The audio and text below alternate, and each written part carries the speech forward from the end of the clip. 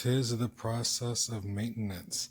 So what I have here is my new wheels, but you don't even hear them things purring because it's so smooth. These are the old ones.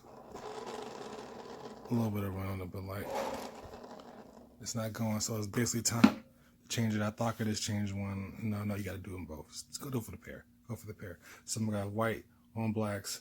Be in the middle with the grays. Keep the same cover because those are still working. But I got alternate covers down the road. But yeah, it's what to say. Part of the process. You gotta change your little tools. All you need is that, and to pop it out, a screwdriver, because those bearings, little teeth stick it out. But beyond that, but to get it rolling, baby, roll with us. All right, for context purposes, I'm gonna show you how it is for a clean bearing. This one's like still loose, so before you tighten it, how long it'll spin. So let's go.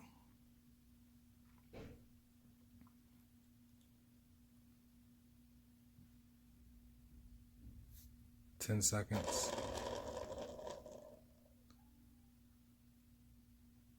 15, wait for it.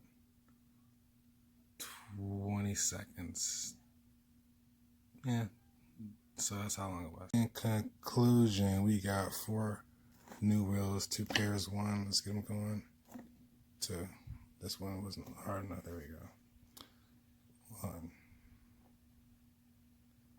Let's see how long we got on the momentum. The back one wasn't hard enough either. That's not good. I should get more bounce. Let's try this again. 1, 2. So if these stop first, I feel we're in a good alignment. Let's see. Yeah, I feel better about it now. Might have to like loosen this one a little bit. Or tighten. We'll figure it out. And they working. So I got them blacks on whites. Let's go blanco. Try to get these angles down. Them things. They working. Back on service.